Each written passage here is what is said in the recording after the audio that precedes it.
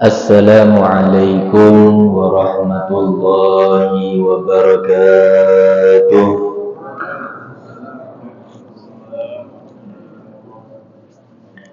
Alhamdulillah.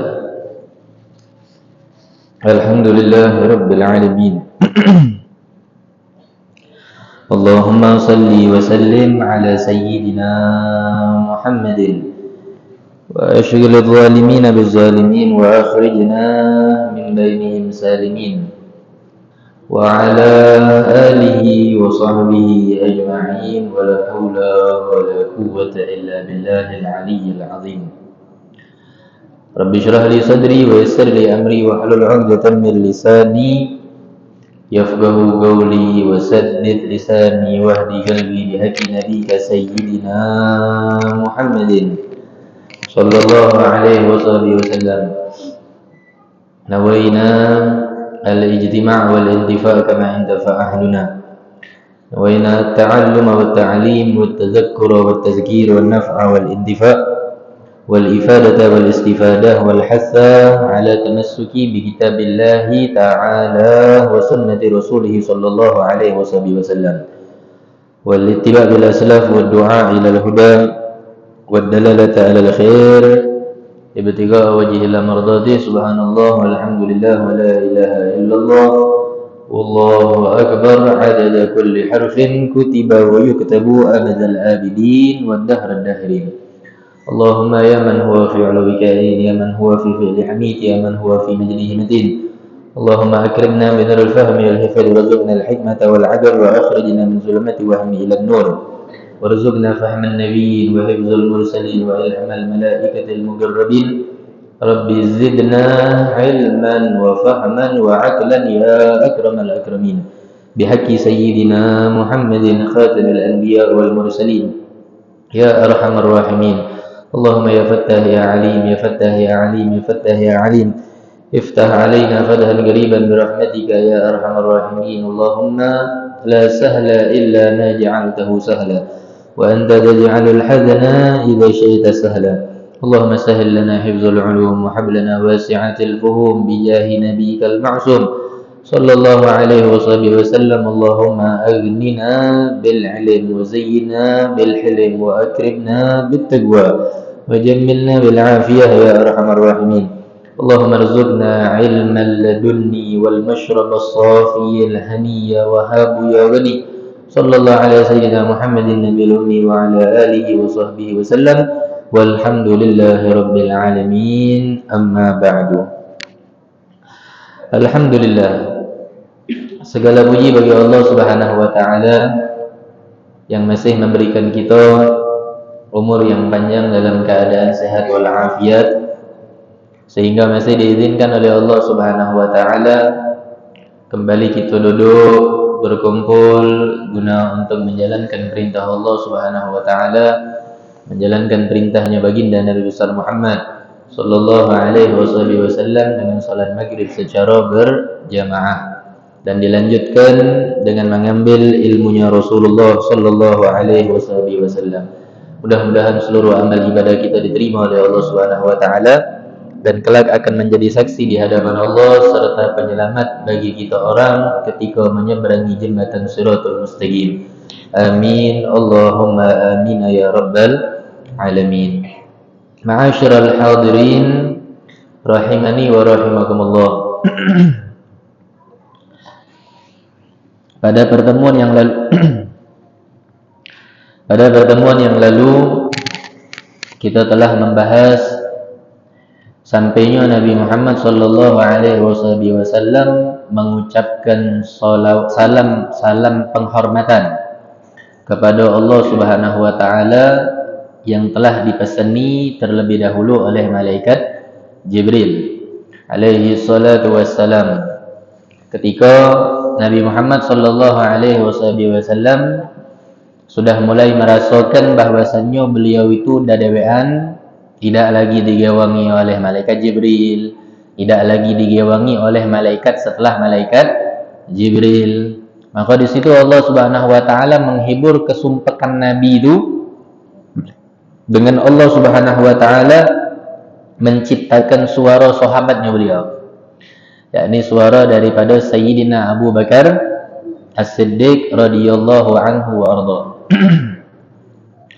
Ketika Nabi Muhammad SAW terhibur mendengar suaranya Sayyidina Abu Bakar As-Siddiq tersebut, maka kesumpekan kegundahannya Nabi itu langsung hilang. Seperti yang sudah Al-Fajr bahas juga di minggu yang lalu. Jadi pentingnya seorang sahabat itu sangat berpengaruh di dalam kehidupannya gitu. Terutama kalau sahabat tersebut adalah sahabat yang baik. Ya. Keadaan beliau ataupun ketidakadaan beliau sebagai seorang sahabat kita tersebut sangat berpengaruh di dalam kehidupannya kita, khususnya di dalam pendekatan diri kita kepada Allah Subhanahu wa Ta'ala. Makanya kita sering dipesenin, siapapun yang nak kita kawani silahkan kawani, tapi kalau untuk dijadikan untuk gewang semakan setiduk harus pilih-pilih. Menjelas jenis. Seseorang itu akan serupa dengan siapa yang dia temani. Siapa gewang duduk dia, maka dia akan sejenis dengan wong yang tersebut yang dia gawangi duduk tersebut. Kalau wong tersebut baik, insya Allah perilaku kita jadi baik. Jangan sampai kita yang baik kumpul sama orang yang tidak baik, justru kita yang baik jadi tetangga tidak baik. Nah, itu jangan sampai. Nah, itu musibah. Musibah bagi kita orang. Ya kita nih Pak, minta maaf ya. Mungkin belum ada yang ngasuh di kita ini sempurna. Ini masih kotor. Perbuatan maksiat masih kita lakukan. Perintah Allah, perintah Rasulullah masih banyak yang kita langgar. Tapi ketika kita orang mengetahui seseorang tersebut melakukan perbuatan yang tidak baik, maka dari kebaikan yang ada sedikit dalam kehidupan kita itu, insya Allah mudah-mudahan kita bisa mengetahui mana wong yang baik, mana wong yang tidak baik, mana wong yang pantas untuk kita dodoi, mana wong yang tidak pantas untuk kita untuk jadikan gawang dodoi. Sehingga ketika kita berteman dengan wong yang tidak baik tersebut, ya hati-hati. Jangan sampai ketika kita sudah memiliki kebaikan, di antaranya mungkin sholatnya kita, sholawatnya kita, istighfar kita dan lain sebagainya, bergabung dengan orang yang baik tersebut, bukan dia jadi baik gara-gara kita, justru kita jadi buruk gara-gara kita berteman sama dia. Kalau saya ini modelnya tidak usah lama-lama kawan, ya, tinggalkan. Ya, tapi bukan berarti kita memusuhi dia, tidak kita tegur lagi, tidak kita sapa lagi, lewat di jalan langsung kita melengos, bukan saya itu. Ya, tapi untuk gawang sududuknya tidak bakal lagi. Akhirnya Nabi Muhammad SAW terhibur dengan suaranya Sayyidina Abu Bakar As-Siddiq. Bagaimanapun tidak, Sayyidina Abu Bakar As-Siddiq adalah seseorang yang sangat benar-benar mempercayai Rasulullah dari segi zahir maupun segi batin. Kaget kan ketika di akhir daripada kisah ini, kisah daripada perjalanan Isra wal Mi'raj, Sayyidina Abu Bakar As-Siddiq itu kan adalah wong yang pertama kali meyakini dari sahabat Rasulullah. Dari sahabat Rasulullah. Makanya diberikan gelarnya Sayyidina Abu Bakar As-Siddiq dengan julukan As-Siddiq itu sudah lama. Itu kan udah bahas kemarin ya, tentang keislamannya Sayyidina Abu Bakar As-Siddiq. Udah panjang lebar. Tapi diumumkan secara umum bahwasannya beliau ini mendapatkan gelar, memperoleh gelar As-Siddiq kapan? Ketika beliau mendengarkan kisah daripada musuhnya Rasulullah. Siapa? Abu Jahal. Tentang apa? Tentang Nabi Muhammad di Isra wal Mi'raj. Kata Sayyidina Abu Bakar As-Siddiq, lebih dari itu kalau yang ngawikannya adalah Muhammad bin Abdullah, aku bakal percaya. Yang nampak kening Abu Jahal. Ya enggak? Karena pikiran Abu Jahal itu pasti Sayyidina Abu Bakar As-Siddiq enggak percaya. Karena kenapa? Dengan semua apa yang diceritakan oleh Rasulullah itu baru tentang perihal Mi'raj yang sedikit, perihal Isra yang sedikit kepada Abu Jahal, maka Abu Jahal langsung enggak percaya. Langsung ngelaikan Nabi Muhammad gilo, ngelaikan Nabi Muhammad dakwalas. Karena kenapa? Menurut Abu Jahal memang nggak masuk akal. Ya enggak? Sehingga apa? Dia mulai menebarkan kebencian kepada orang lain dan ingin mempersudutkan Nabi Muhammad Sallallahu Alaihi Wasallam. Ya, kalau kita nak pikir secara logika gitu, perjalanan Nabi Muhammad tuh dalam Isra apalagi Mi'raj itu tidak masuk di akal kalau. Ya, tidak masuk di akal, kalau. Ya, akhirnya ketika Rasulullah SAW mendengarkan suara Sayyidina Abu Bakar As-Siddiq, perjalanan Rasulullah sudah mulai tenang, tidak lagi gundah, tidak lagi sumpek, tidak lagi galau. Jalanlah Nabi Muhammad sallallahu alaihi wasallam, dan disitulah Nabi Muhammad terlepas dari apa? Dari yang namanya keterikatan waktu dan tempat. Fa'auha ila abdihi ma auha ma kadzabal fuadu ma ra'a. Sungguhnya Allah Subhanahu wa taala mewahyukan, fa'auha ila abdihi. Ya, Allah Subhanahu wa taala mewahyukan kepada abdi. Abdi di situ siapa? Nabi Muhammad. Salah satu panggilan yang paling disukai sama Rasulullah. Nabi Muhammad panggilannya banyak. Ya enggak? Habibullah dan lain sebagainya. Tapi semua panggilan itu yang paling didemeni sama Rasulullah adalah apa? Hamba. Ya enggak? Atau dalam bahasa Arabnya abad. Hambanya Allah. Rasulullah paling demen itu. Dipanggil oleh Allah Subhanahu wa taala dengan panggilan hamba. Ma auha, apa yang telah aku wahyukan kepada Nabi Muhammad. Ma kadzabal fuadu ma ra'a, dan hatinya itu tidak berbohong, tidak berdusta dengan apa yang dilihat oleh Rasulullah sallallahu alaihi wasallam akan semua kejadian yang dilihat oleh Rasulullah. Dan disinilah waktunya Nabi Muhammad sallallahu alaihi wasallam bertemu dengan zatnya Allah Subhanahu wa taala, Rabbul Jalalul Karim, Allah Jalla Jalaluhu wa ta'ala azamatuh, laisa kamitslihi syai'un wa huwas samiul basir. Keindahan, kenikmatan, waktu, kesempatan yang sangat-sangat spesial dari Allah hanya untuk Nabi. Dan ingat ya, Allah Subhanahu wa taala yang menghendaki kejadian ini. Bukan Nabi Muhammad yang minta. Inilah istimewanya Rasulullah. Kalau Nabi Allah Musa alaihi salatu wasallam, beliau yang minta kepada Allah. Ingin melihat zatnya Allah Subhanahu wa taala. Ingin berjumpa kepada Allah Subhanahu wa taala. Tapi Nabi Muhammad tanpa minta, Allah yang langsung minta. Nah, balik-balik ini keistimewaan. Keistimewaan yang hanya diberikan khusus untuk Nabi Muhammad sallallahu alaihi wasallam dan tidak diberikan kepada yang lain. Fakana ghaba kausaini au adna. Jarak yang pada saat itu ditempuh oleh Nabi Muhammad sallallahu alaihi wasallam hanyalah seukuran 2 busur panah. Au adna, atau lebih dekat lagi dari itu. Karena kenapa? Allah itu tidak terikat dengan yang namanya jarak. Jarak itu hanya dimiliki oleh ciptaan Allah Subhanahu wa taala. Makanya di situ Allah Subhanahu wa taala ngomong au adna, atau lebih dekat lagi. Nah, itulah Nabi Muhammad sallallahu alaihi wasallam. Ya, maka di waktu inilah Nabi Muhammad sallallahu alaihi wasallam menjalankan apa yang telah diperintahkan kemarin pesanannya oleh malaikat Jibril alaihi salatu wasallam. Kata malaikat Jibril, wahai Muhammad, kalau seandainya engkau melihat sudah bertemu dengan zatnya Allah Subhanahu wa taala, maka sampaikanlah at-tahiyyat. Di situ Nabi Muhammad sallallahu alaihi wasallam mulai mengucapkan kalimat at-tahiyyatul mubarakatus shalawatut thayyibah lillah. Allah Subhanahu wa taala menjawab salam tersebut, memberikan kepada Nabi Muhammad sallallahu alaihi wasallam dengan ucapan assalamu alayka ya ayyuhan nabiyyu wa rahmatullahi wa barakatuh. Maka Nabi Muhammad sallallahu alaihi wasallam menjawab daripada ucapan Allah tersebut dengan jawaban salam, assalamu alaina. Salam sejahtera aku terima, kata Rasulullah SAW. Ya enggak? Wa ala ibadillah ya his-salihin. Spesial itu untuk Nabi Muhammad cuman assalamu alayka ayuhan nabi wa rahmatullahi wa barakatuh. Dah kata untuk kita orang ibadillah salihin, hamba-hambanya Allah yang soleh, tidak dijawab, tidak diucapkan salam oleh Allah Subhanahu wa taala. Tapi Nabi Muhammad menyertai nama ibadillah salihin. Sangkinkan Nabi Muhammad itu tak pacak pernah lupa dengan umat. Maka dilanjutkan selanjutnya, ketika Nabi Muhammad SAW sedang membawa salamnya tersebut, dibawa oleh Nabi, tujuannya memang pengen untuk ibadillah salihin ini mendapatkan dua salam dari Allah Subhanahu wa taala.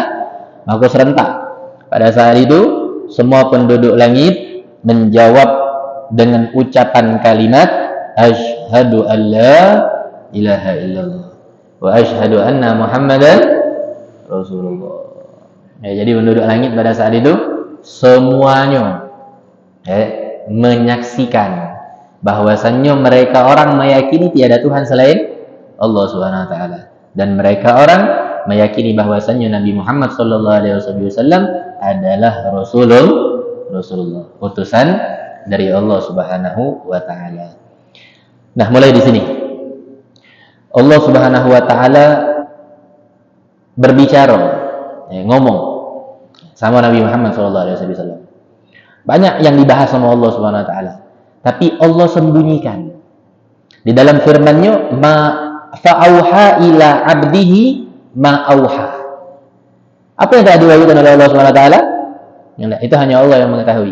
Nah, tapi Nabi Muhammad sallallahu alaihi wasallam menceritakan beberapa cerita, kisah percakapannya Nabi Muhammad sallallahu alaihi wasallam ketika bertemu dengan Allah Subhanahu wa taala. Dan ini yang menjadi tema kita pada malam hari ini.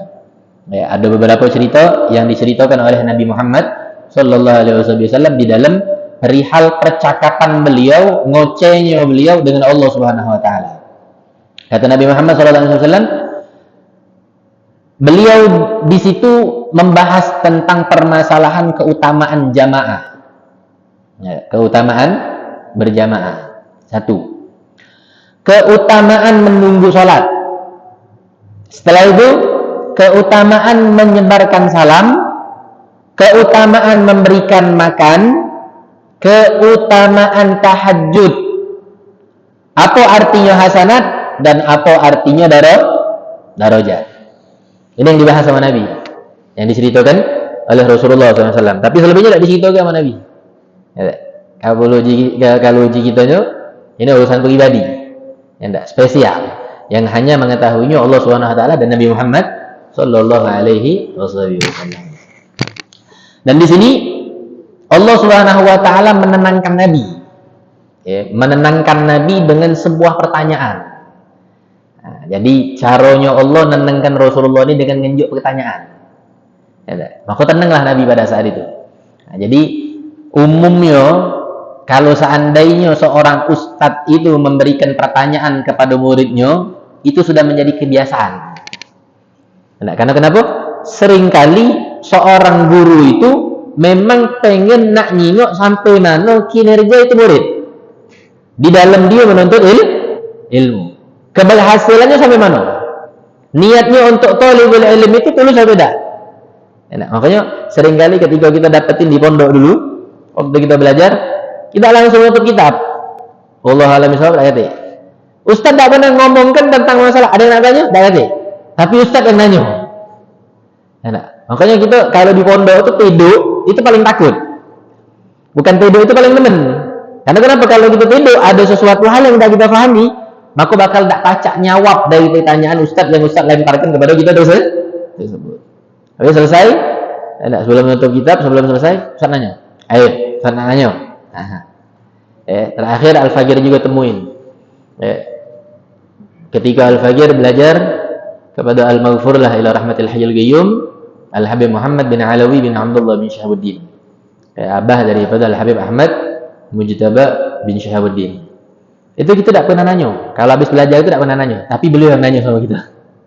Makanya kita orang kalau belajar sama beliau itu dari jam 7 pagi, jam 7 sudah belajar sampai jam 12 siang, beduk zuhur berhenti. Ada 4 sampai 6 mata pelajaran yang kita pelajarin. Pertemuannya dalam satu minggu itu 3 kali pertemuan. Hari Senin, hari Rabu, sama hari Sabtu. Itu kita belajar. Nah, jadi kalau seandainya tidur malam itu tidak pasti lalu. Di hari-hari belajar itu tidak pasti dalu. Karena kalau pas ketika dalu, otomatis paginya masih bakal ngantuk. Karena kita belajarnya start dari jam 7 pagi. Sama persis macam di pondok. Nah, kita digebleng sama beliau, Masya Allah. Ya, dengan pendidikan yang begitu indah, Masya Allah. Ya. Mudah-mudahan Allah Subhanahu wa taala merahmati beliau dan Allah Subhanahu wa taala mengangkat derajatnya beliau. Allah Subhanahu wa taala berikan kenikmatan yang ada di dalam kubur beliau, dan beliau nantinya insyaallah mudah-mudahan dikumpulkan bersama kakek beliau Rasulullah sallallahu alaihi wasallam. Amin ya rabbal alamin. Akhirnya Allah Subhanahu wa taala bertanya. Kata Allah Subhanahu wa taala, "Ya Muhammad, fima yahtasimul mala'ul a'la?"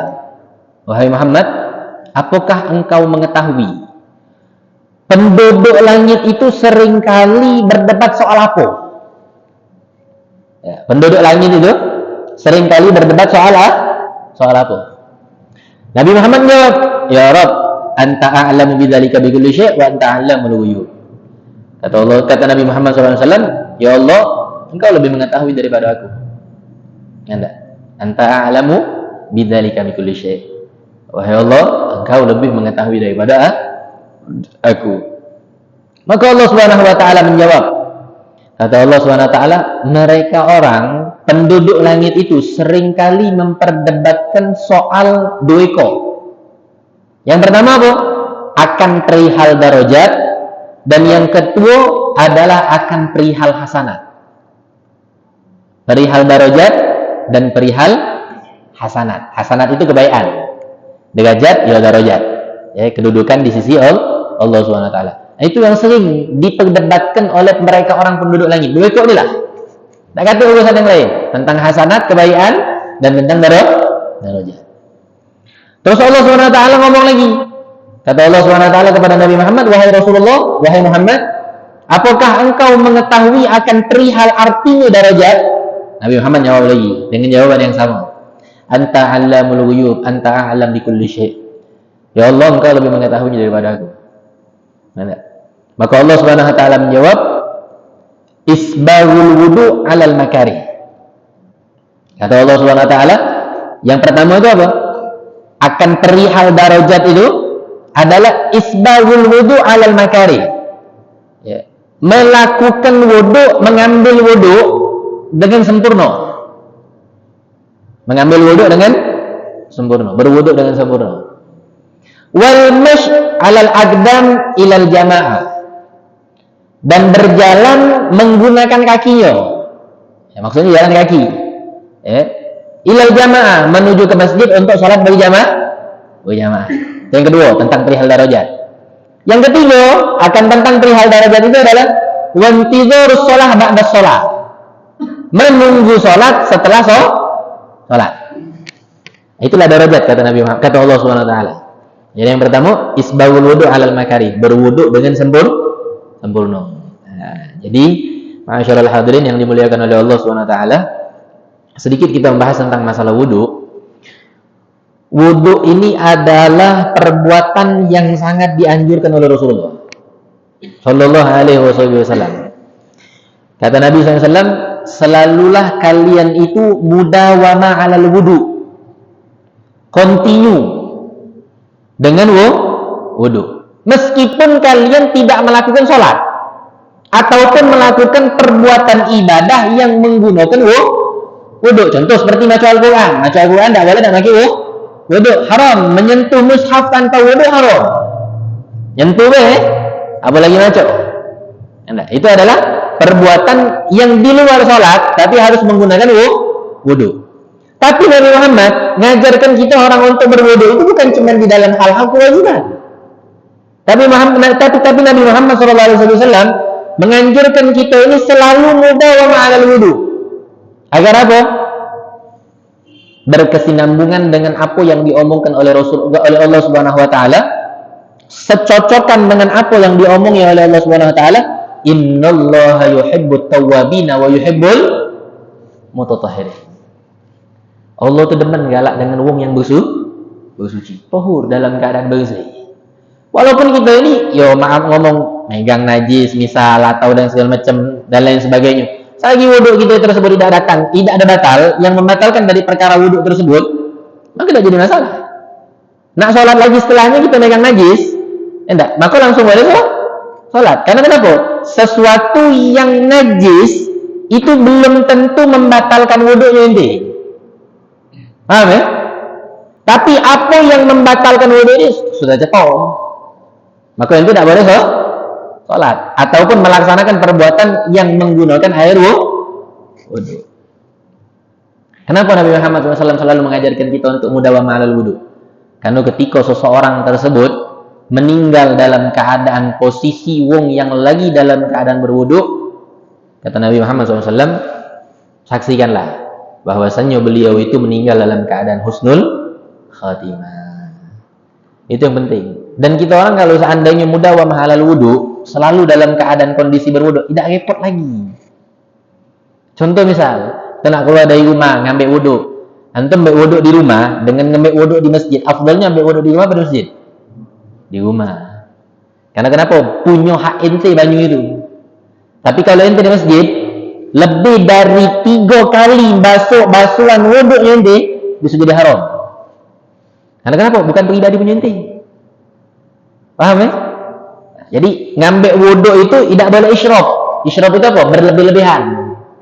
Ya enggak? Sampai 4 kali, 5 kali. Apalagi kalau ente punya sifat was-was. Balik ente ke rumah, sampai wudu di masjid. Kalau ente punya sifat was-was. Kan kalau was-was itu kan ngambil lagi. Sudah 2, 3, apa belum ya? Ngambil lagi 4. Bahkan kadang lebih. Ya. Bahkan seseorang yang was-was itu, dia menggunakan wudu melebihi daripada batasan yang walaupun sedikit itu, memang dianjurkan melebihi batasan. Ya enggak? Misal kita contoh cuci tangan sampai ke sikut, lebih sedikit. Tapi kalau yang was-was itu, kadang sampai ke pucuk pundak ini basuh. Itu was-was. Dan kita sering temuin orang yang macam itu. Nah, itu hati-hati. Kalau dia menggunakan banyu yang bukan milik dia pribadi. Banyu masjid, banyu musola yang statusnya adalah wakaf. Ya, hati-hati itu. Nah, itu yang dianjurkan oleh Rasulullah Sallallahu Alaihi Wasallam untuk kita ini selalu mengambil air wudhu kapanpun, dimanapun. Agak repot, tidak repot kita. Kalau udah ambil wudhu di rumah, masuk masjid langsung sholat. Dan ente bisa mendapatkan keutamaan yang lainnya. Sholat sunnah wudhunya ente bisa dapetin. Sholat sunnah gubliyahnya ente bisa dapetin. Tapi kalau seandainya ente ngambil wudhu lalu di masjid, sunnah wudhu pasti jarang ente dapetin. Gubliyah sesip-sesipan. Kalau udah antrenya panjang, ajak masuk. Tapi kalau seandainya antrenya panjang, enggak. Dia tidak dapetin sholat gubliyahnya. Apalagi kalau seandainya kita ambil wudhunya di masjid, udah cukup. Sebenarnya itu sikok bebasan sudah cukup. Karena yang wajibnya itu 1 kali basuhan. Tapi kena ke kalau yakin, Kalau udah yakin itu sudah selesai. Tidak perlu nak sampai 3 kali. Kalau memang takutnya kaget, kita berlebih-lebihan di dalam menggunakan air tersebut. Bahkan kita tidak jarang lagi udah sekarang. Sudah sangat sering kita temuin di masjid maupun musola yang di dalam WC-nya selalu bikin tulisan, gunakan air secukupnya. Apalagi sampai ente menggunakan air wudhu itu, banyu masjid, bukan air wudhu, banyu masjid itu dengan kepentingan pribadi lainnya. Contoh, mandi. Hati-hati. Jangan kebelabasan nanti. Oh, banyu masjid juga banyak, banyu mana mati misal. Tahan ngawak ke masjid. Pakai sabun, pakai sampo, berjebu mandi di masjid. Dianggap misal gimana ini modelan macam ini. Harus tegas ini, pengurusnya harus tegas. Kecuali memang masjid itu milik pribadi si kok wong. Dan dia memang sudah mengizinkan siapapun yang nak mandi jatuhi. Yang nak menggunakan air di dalam masjid ini jatuhi.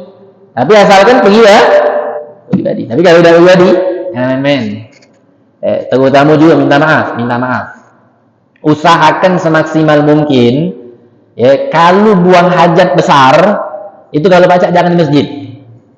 Karena kenapa? Kita ini terkadang ngaso basuhan itu belum bersih. Basuhan itu belum bersih. Maaf ngomong terkadang lagi belum sentosonya metu ke setua itu. Lagi doang. Masih gue terkaca-kaca tadi membersihkan daripada istinja tersebut menggunakan banyu sekena-kenanya. Gejebu. Nah, hati-hati. Hati-hati. Jadi kalau seandainya juga udah ngaso dak lemak perut ini gancang-gancang balik. Jangan ditahan-tahan.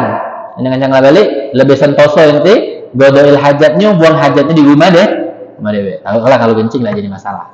Tapi kalau untuk yang lain jangan. Kecuali kalau seandainya memang masjid itu milik pribadi si kok wong dan memang wong itu sudah mengizinkan. Ya, maka tidak jadi masalah. Tapi kalau seandainya tidak, jangan juga. Ya walaupun juga sudah ada izin, jangan semena-mena. Kaget beli galon mereka mau balik ke rumah. Mau embel, diizin ke juga, be. Tak apa-apa lah, mau embel ke rumah. Jadi ni. Kalau salah macam banyak aqua, tajir mamang ni. Bawa ke rumah, kata ceritanya juga, tak boleh masih. Tetap dalam keadaan menggunakan sesuatu itu sesuai dengan keperluan gitu. Jangan terlalu berlebihan.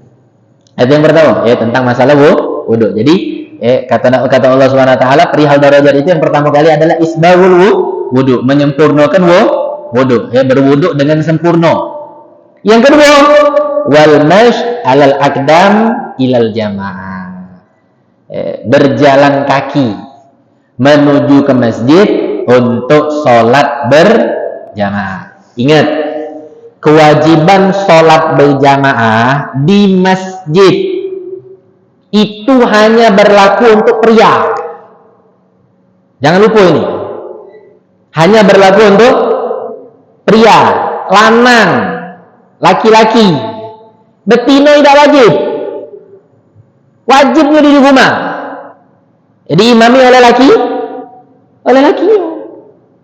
Karena kenapa? Keluarnya seorang perempuan itu dari rumahnya ketika dia ingin menuju ke masjid, kalau membuka aurat, dosa. Paham ya? Bukannya kita tidak memperbolehkan, kita malah bukan. Karena kenapa? Kullu badanin aurat. Semua tubuhnya itu adalah aurat. Kadang-kadang lagi juga ibu-ibu yang pergi ke masjid, sholat berjamaah maghrib isya'nya dalam keadaan berhaus pula. Macam nak kondangan, maki bedak lah, gelangnya berderet lah, nak sholat. Ngadap Allah kok macam ini. Jadi afdalnya seorang perempuan itu sholat berjamaahnya bukan di masjid, di rumah.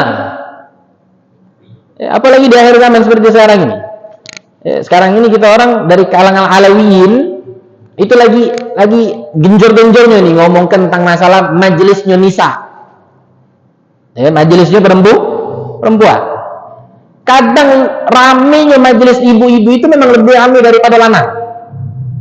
Tapi untuk apa?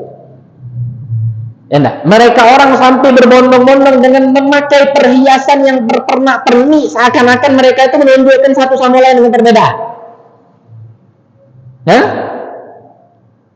Penuh bergerombolan ke sana ke sini. Maaf ngomong, terkadang hadir majelis-majelis yang modelan saya itu dari pagi. Jam 7 lah keluar dari rumah. Wajib memang menuntut ilmu, wajib. Tapi lebih wajib ngurus laki di rumah. Sediakan kopi, buatkan sarapan. Ini tak kaget pas ketika dengar ada ustazah dari luar kota, duyun-duyun. Apalagi ustazah itu yang viral, lagi naik daun. Habis semua rumah lah kosong. Ini musibah ini. Lakinya belum dimasakkan sarapan, kopi tak kate. Nak ngejar keridhaan Allah tapi menyia-nyiakan kewajiban yang lain. Ini salah telinga namanya. Bukan kodratnya betina itu tuh. Makanya laki-laki itu diomongkan oleh Allah Subhanahu wa taala, rijal qawwamuna 'alan nisa. Kewajibannya kita ini sebagai seorang lelaki yang duduk nih, antum semuanya yang duduk di majelis taklim, untuk memberikan fadilah, keutamaan ilmu, hukum, syariat, wajib, halal, haram kepada istri kita. Jadi bukannya mereka orang itu keluar duyun-duyun, kami ke sana ke sini segala macam. Kalau kita juga di tempat-tempat yang lain, di tempat-tempat seperti Hadramut, di Mekah, di Madinah, mana ada majelis-majelis betina? Kate mantep di rumahnya masing-masing. Karena kenapa? Semua tubuh mereka itu adalah aurat. Pak, coba kita pikir. Kalau yang modelan cak ini baik, lagi tidak dianjurkan di dalam syariat. Mak mano kalau dia keluar memang sengaja-ngaji muka aurat. Mak mano kalau dia keluar sengaja-ngaji untuk melakukan perbuatan maksiat. Mak mano kalau seandainya dia keluar sengaja-ngaji untuk mempertampilkan keindahan badannya. Hati-hati yang kalian semua memiliki anak perempuan. Itu titipan emas berharga dari Allah Subhanahu wa taala. Intan, mutiara, perhiasan yang paling berharga. Tidak ada yang lebih berharga daripada seorang anak perempuan. Jago anak kita perempuan. Dengan sebaik-baiknya penjagaan. Karena kenapa? Nanti mereka akan nuntut sama kita. Kalau kita orang tidak jaga mereka. Paham ya? Hati-hati. Ya, jangan kita ini terprovokasi dengan semua doktrinan yang seakan itu adalah syariat, tapi ternyata itu keluar daripada syariat. Jauh itu keluarnya daripada syariat. Nah, itu hati-hati. Yang terpenting di akhir zaman. Ya, karena di akhir zaman ini semua kemaksiatan itu dibungkus dengan syariat tanpa kita sadari. Makanya sudah cukup sekarang buka mata kita, buka kuping kita, buka semuanya. Ya, terima dengan apa yang sesuai dengan dijalani oleh Rasulullah Sallallahu Alaihi Wasallam, apa yang telah diwariskan oleh mereka orang leluhur kita, para ulama kita, para anbiya, para mursalin, dan mereka orang tabi'in wa man tabi'ahum bi ihsanin ila yaumiddin. Jadi kata Allah Subhanahu wa taala, keutamaannya adalah yang kedua tentang masalah derajat itu adalah berjalan kaki menuju ke masjid. Untuk apa? Melaksanakan sholat secara berjamaah. Ya, melaksanakan sholat secara berjamaah. Nah, ini fadilahnya besar. Ya, sampai yang kita udah mungkin ketahui semua, di setiap langkah kakinya kita itu akan bernilaikan syahid di hadapan Allah. Saksi di hadapan Allah Subhanahu wa taala bahwasanya kita melangkahkan langkah kaki kita menuju ke tempat yang diridhoi oleh Allah Subhanahu wa taala. Baitun min buyutillah, daripada salah satu rumahnya Allah Subhanahu wa taala. Dan yang ketiga, yang terakhir, wantidharus shalah ba'da shalah. Menunggu salat setelah salat. Nah, jadi itulah perihal-perihal darajat yang disebutkan oleh Allah Subhanahu wa taala kepada Nabi Muhammad sallallahu alaihi wasallam. Yang pertama adalah berwudu secara sempurna. Yang kedua, berjalan kaki menuju ke masjid untuk melaksanakan salat berjamaah. Dan yang ketiga adalah menunggu salat setelah salat. Ya, jadi ada seseorang ulama itu, ya, sebagai penutup cerita, beliau itu sangat merindukan satu perbuatan yang lebih daripada perbuatan itu ditunggunya dak kapik sebelumnya selain cuma kedawean. Ada yang galak ditunggunya, tapi tidak segetol itu. Ya, tidak sesungguh itu dia menunggukan satu perbuatan tersebut. Sampai ketika ditanya, apa perbuatan yang memang kau nantikan tersebut? Yang aku nantikan adalah menunggu sholat selanjutnya. Maka ditanya, kenapa engkau sampai benar-benar nak nunggu sholat tersebut? Yang pertama, beliau ngomong, aku tidak yakin kalau seandainya aku bisa sampai di sholat aku yang selanjutnya. Makanya aku selalu menunggu sholat tersebut. Ketika ajalku datang menyemput, aku berharap walaupun aku belum melaksanakan sholat yang selanjutnya, tapi Allah sudah mencatat niatnya aku untuk melaksanakan sholat selanjutnya. Yang kedua, kata beliau, yang aku sangat idam-idamkan itu adalah kenikmatan yang aku rasakan ketika aku menghambakan diriku di dalam sholat. Karena tidak ada tempat yang lebih aku rasakan kenikmatan yang jauh luar biasa kecuali aku pada saat aku menghambakan diriku untuk menghadap ke hadapan Allah Subhanahu wa taala. Dan harapanku yang ketiga, kata beliau, aku pengen diwafatkan oleh Allah Subhanahu wa taala dalam keadaan melaksanakan sholat. Inilah mereka orang. Nah, kalau kita lama dikit sholat ngutuk, kepanjangan imamnya baca surah bukan main gedumelnya di dalam hati. Bukan malah kita ini menunggu sholat itu setiap saat. Justru seakan-akan kita setelah melaksanakan sholat itu kita ucapkan kalimat apa? Alhamdulillah. Seakan-akan menjadi beban. Ya, makanya Al-Faqir punya guru, itu beliau ngomong, memang sebenarnya yang diucapkan pertama kali setelah sholat itu adalah kalimat Astaghfirullahaladzim. Setelah kita mengucapkan Assalamualaikum warahmatullahi wabarakatuh, Assalamualaikum warahmatullahi wabarakatuh, itu yang diucapkan pertama kali itu adalah kalimat Astaghfirullahaladzim. Kenapa kita mengucapkan Astaghfirullah? Karena begitu banyak kelalaian yang kita lakukan di dalam salat. Ghaflahnya gitu. Khusyuknya kita itu cuma berapa menit kadang. Selebihnya maaf terkadang di dalam salat duit yang kita hilang naruh di mana pacar ingat. Kunci yang kita taruh lupa di mana tempatnya juga salat pacar ingat. Tapi di dalam salat tidak ingat. Ya tak? Nah makanya kalau Al-Fajr punya guru itu ngomong apa? Anak tak sepakat. Kalau seandainya ada yang setelah salat mengucapkan kalimat Alhamdulillah. Kenapa? Seakan-akan itu menjadi beban salat itu. Alhamdulillah. Pakai cak legonan pula dia mengucap Alhamdulillah. Assalamualaikum warahmatullahi wabarakatuh. Assalamualaikum warahmatullahi wabarakatuh. Alhamdulillah. Loh, kok cak itu? Memang benar kita mengucapkan puji syukur kepada Allah SWT dengan izinnya Allah SWT bisa kita ini menghambakan diri mensujudkan kening kita. Benar. Tidak ada tolak belakang. Tapi yang lebih cocok adalah kita orang mengucapkan kalimat yang pertama tadi adalah Astagfirullah. Anjurkan berapa kali? 3 kali. Astaghfirullahaladzim dengan kalimat yang sempurna. Astaghfirullahaladzim alladzi la ilaha illa huwal hayyul qayyum wa atubu ilaih. 3 kali kalau bisa. Kalau tidak 3 kali yang biasa. Astaghfirullahaladzim. Kaki kan bakal ada alhamdulillah. Alhamdulillah 33 kali kalau kita baca. Bukan sedikit-sedikit.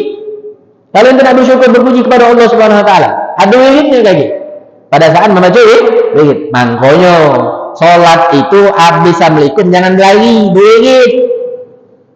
Ini enggak ibadah. Assalamualaikum warahmatullahi wabarakatuh. Betul lagi. Pakai nyawil kan kalau. Ini nyawil-nyawilnya ada kode-kode itu namanya. Kode apa nih? Kode ngajak lagi juga. Apa kode ngajak ngoceh? Kalau seandainya tujuan dia benar-benar nyawil uang itu untuk ngajak ngoceh, biar uang itu tidak berzikir kepada Allah, hati-hati.